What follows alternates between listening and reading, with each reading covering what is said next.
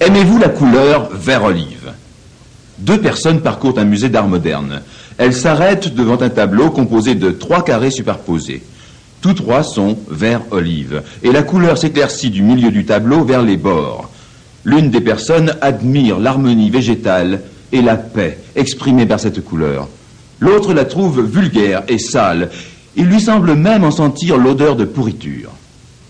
Pourquoi détestez-vous ce tableau? Pourquoi aimez-vous ce tableau? Les deux visiteurs sont incapables de répondre.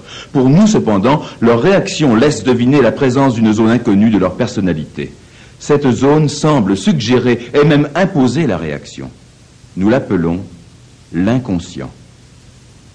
Conscient et inconscient. Comment les décrire? Par une image simple. Conscient, surface agitée et visible. Inconscient, profondeur calme. Profondeur abyssale. Conscient, sommet de l'iceberg. Inconscient, base gigantesque et cachée. À vous qui naviguez en surface, rien ne révèle la présence de cette masse formidable sous l'eau.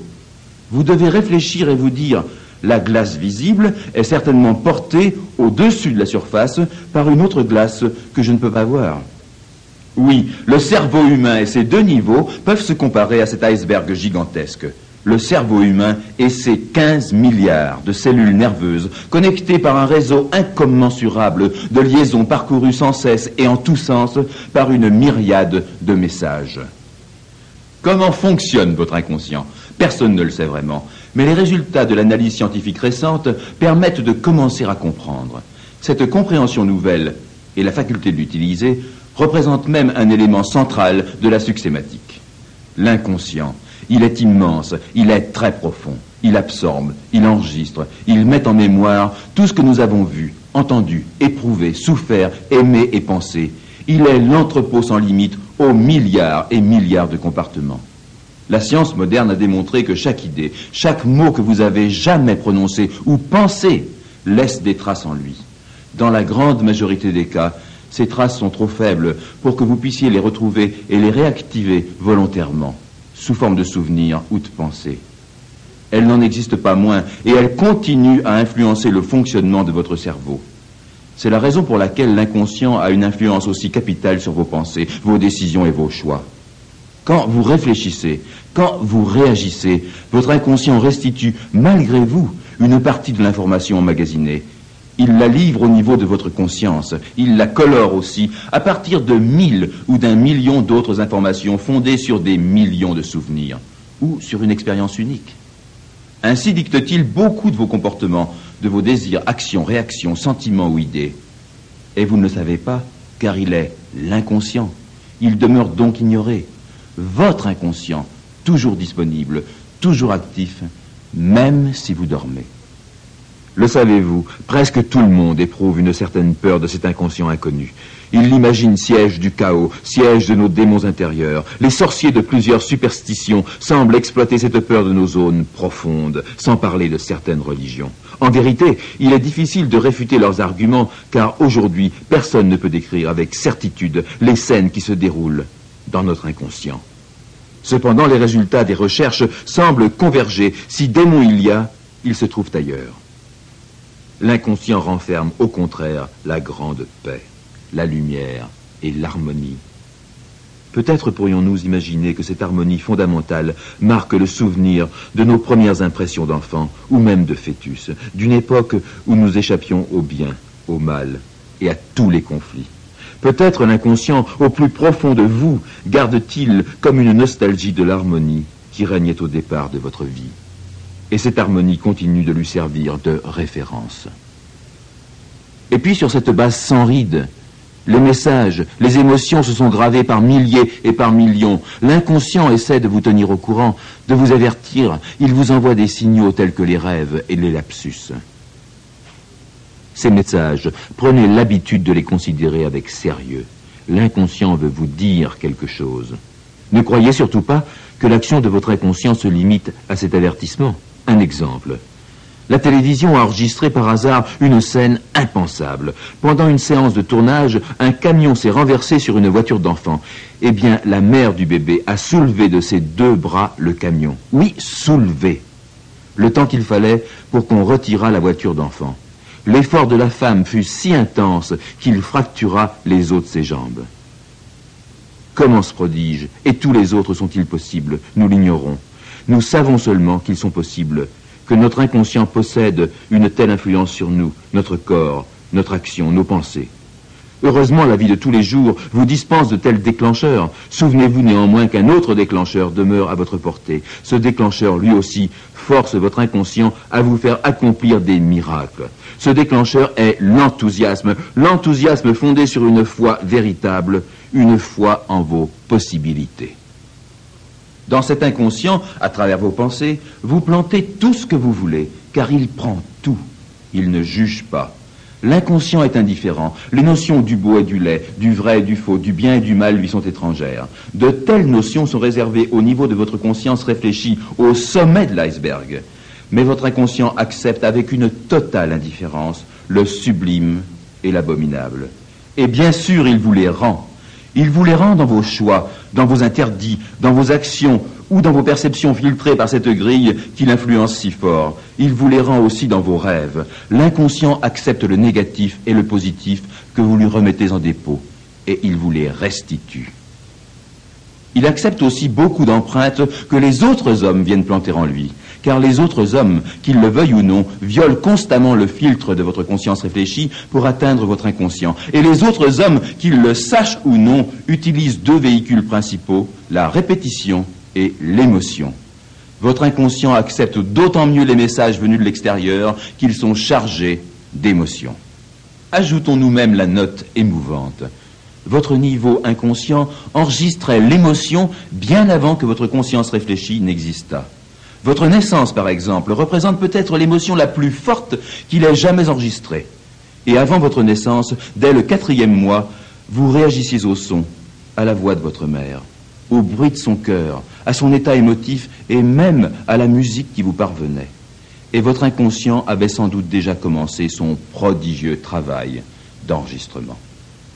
La puissance des émotions ne s'arrête pas à votre pensée et à votre comportement. Savez-vous que la médecine commence à imputer 70 à 80% des maladies physiques dont nous souffrons à notre esprit, à sa faible domination des émotions? Ulcères, infarctus, artériosclérose. Oui, vous pouvez reprocher bien des ennuis aux émotions négatives et même de nombreuses infections, car il a été démontré qu'elles font tomber vos défenses naturelles. Et savez-vous qu'une émotion heureuse est aussi bénéfique que les émotions négatives sont nuisibles? Et savez-vous qu'une émotion voulue et correctement dirigée se révèle extrêmement dynamisante? Et savez-vous que vous ne pourriez rien créer de grand, et surtout pas votre succès, sans une émotion particulière, l'enthousiasme? Les personnes qui l'ont découvert ont vu leur vie bouleversée par cette nouvelle évidence.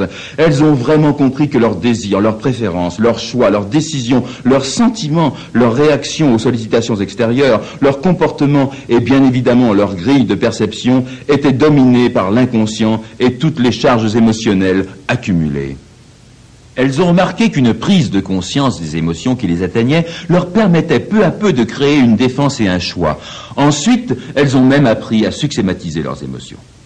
Vous croyez-vous capable d'apprendre, vous aussi, à vous défendre peu à peu contre les atteintes négatives, contre le jugement d'autrui et ses agressions, à respirer un bon coup et à dire « ça ne me touche pas ».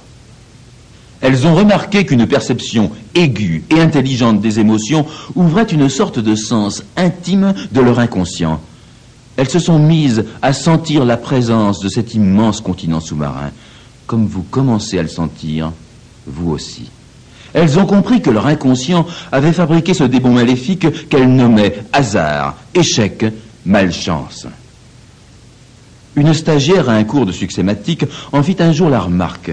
Le matin, elle avait parcouru un journal économique pour découvrir un article sur un projet de loi défavorable à sa profession. Une petite catastrophe qui venait compromettre la réalisation de son objectif. Pour couronner l'article, 3 demandes d'emploi confirmaient sur une autre page combien sa spécialisation professionnelle était surpeuplée.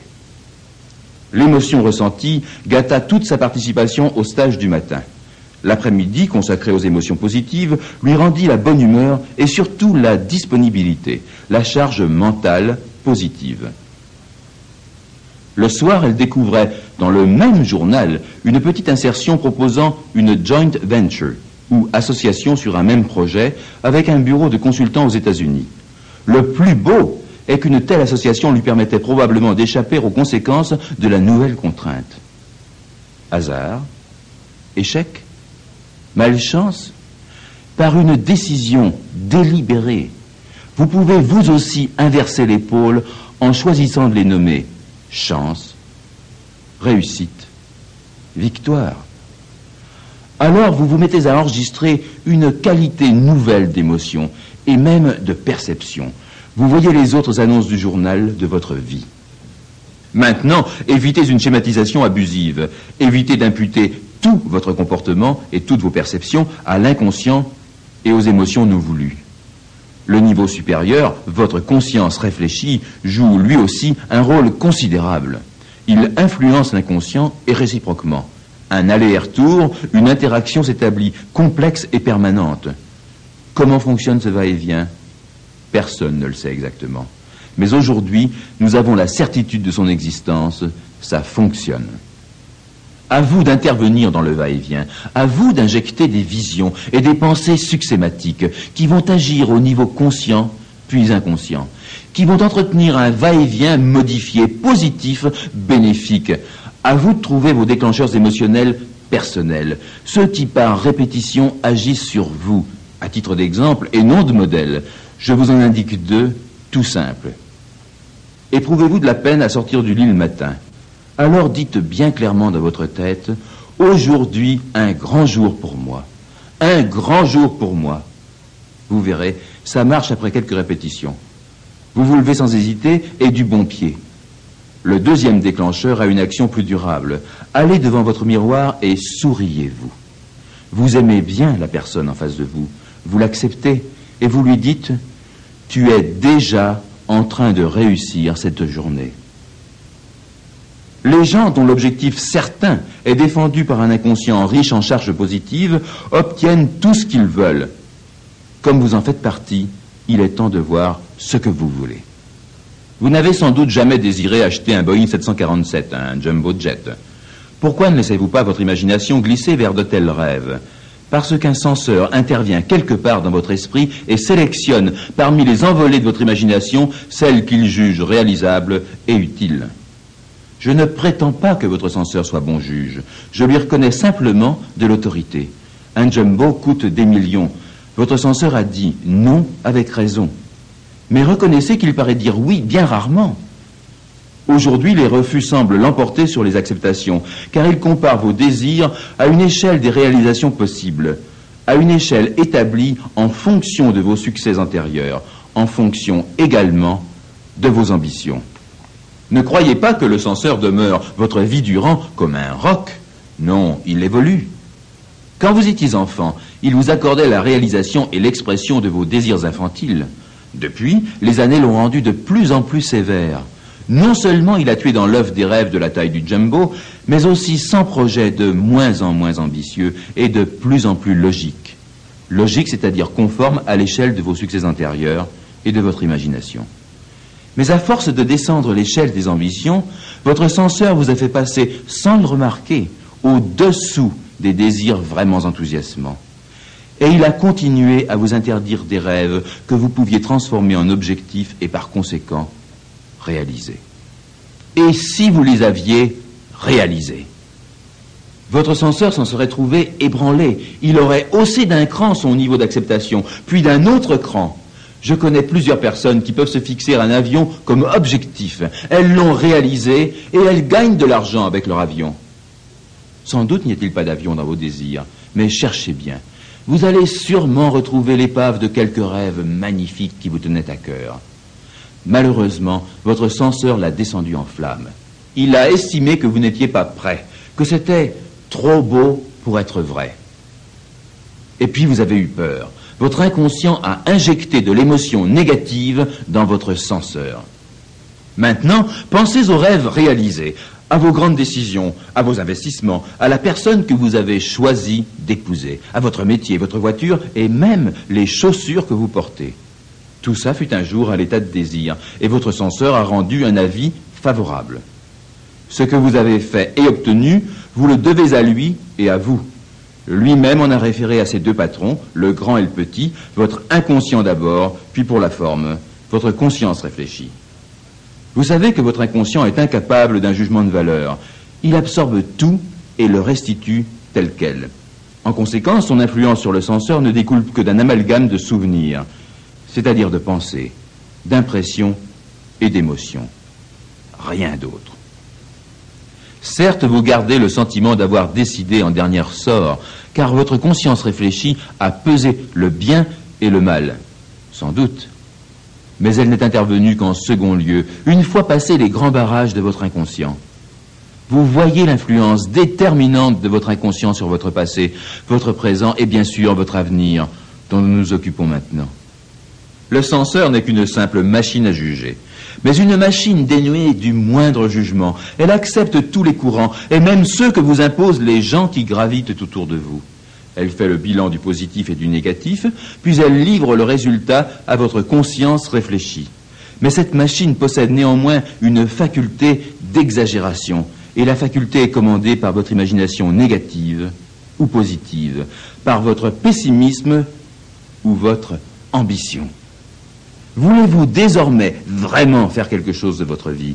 Avez-vous un objectif difficile et exaltant? Savez-vous que vous allez le réaliser? Avez-vous foi en cette réalisation? La foi. Mais c'est une victoire chargée d'émotions. La foi et la répétition des mots chargés de foi vont pénétrer votre inconscient. C'est incroyable, mais c'est vrai. Elles vont le pénétrer, elles vont le marquer. Et par lui, elles vont vous marquer, vous, votre vie et votre futur. Autrefois, vous n'aviez peut-être pas assez exigé de votre censeur. Vous n'aviez peut-être pas encore introduit ce facteur de multiplication qui s'appelle l'ambition. Aujourd'hui, oui. Ainsi avez-vous réduit le niveau de censure. Ainsi avez-vous formé un objectif qui en vaille la peine. Désormais, ce que vous savez imaginer et croire avec foi, vous savez le vouloir et le construire. Les personnes sont nombreuses que nous accusons de tas de défauts. Désordre, égoïsme, absence de volonté, absence de réussite. Prenons l'égoïsme. Comment se fait-il que nous puissions le reprocher à telle personne alors que notre voisin vante au contraire sa générosité? Comment pouvons-nous opposer une attitude méfiante à telle autre personne alors que ses amis lui témoignent une confiance presque inconditionnelle? Voyez-vous, la plupart des gens n'ont pas réfléchi à cette contradiction. Elle révèle pourtant combien notre jugement est relatif. En effet, un tel jugement n'est construit sur aucune loi, aucun code, aucune échelle objective de référence. Le juge ne peut se prononcer que par rapport à lui-même. Il est donc porté à se projeter lui-même sur la personne qu'il juge. En vérité, un tel jugement juge le juge autant que l'accusé. Chacun de nous partage un peu de tous les défauts humains. Mais si nous voyons la paille dans l'œil du voisin, cette découverte peut révéler que la paille correspondante de notre œil a pris, elle, les dimensions d'une poutre. En effet, les autres hommes sont nos miroirs magiques. Les autres hommes reflètent aussi nos qualités. Les dons et les vertus que vous admirez le plus chez autrui soulignent votre réceptivité et très certainement l'existence réelle ou latente des mêmes qualités encore inconscientes chez vous. Dans de très nombreux cas, vous aimez ou vous détestez autrui en fonction de vous-même. De tels sentiments ne s'expriment guère par les mots, mais un niveau plus profond de communication s'établit qui renseigne très bien l'intéressé. Vous connaissez l'éloquence de votre regard et de votre sourire. Si vous aimez la personne en face de vous, elle le saura, et son comportement s'en verra favorablement influencé. L'attitude de cette personne vis-à-vis de vous dépend grandement de vous. Telle est la puissance des mécanismes déclenchés par l'inconscient, le vôtre et le sien. En fait, l'attitude du monde entier dépend de vous. Amour et haine sont déterminés par votre perception et non par la chose perçue. En effet, lorsqu'un être, une situation ou un phénomène nous agace, c'est en fonction de nous. Il réveille des émotions enfouies en nous où il sollicite certains défauts, où il se heurte à notre échelle de valeur, ou même à notre ignorance. Émotions, défauts et ignorance peuvent se cumuler et entraîner de véritables tourbillons émotionnels. Ne tombez pas dans le piège commun. N'imaginez pas que ces perceptions aient une valeur indépendante de vous, qu'elles existent au dehors. C'est dans votre monde intérieur et par rapport à lui que les phénomènes deviennent agaçants. La plupart des hommes possèdent en eux des zones formées par toutes les émotions et les pensées que leur inconscient a empilées. Par exemple, ils ne comprennent pas la valeur de l'argent et le phénomène de l'argent. Alors ils se retranchent derrière des refus envieux ou de mauvaises habitudes de pensée pour nier leur fascination. L'argent ne m'intéresse pas. De même, beaucoup de gens sombrent dans leurs tourbillons émotionnels à propos des choses du sexe. Ils demeurent crispés par les grands interdits culpabilisants de leur éducation. Même s'ils se croient libérés, même si leurs actes expriment une certaine libération, au fond d'eux-mêmes, ils peuvent continuer à se juger et à juger autrui en fonction des pensées d'autrefois, des pensées que d'autres, parents, éducateurs et maîtres à penser, ont plantées 100 fois dans leur esprit. Souvenez-vous de la toute-puissance des répétitions. Nous ne prétendons nullement dresser un catalogue de vos tourbillons émotionnels. Ils n'appartiennent qu'à vous.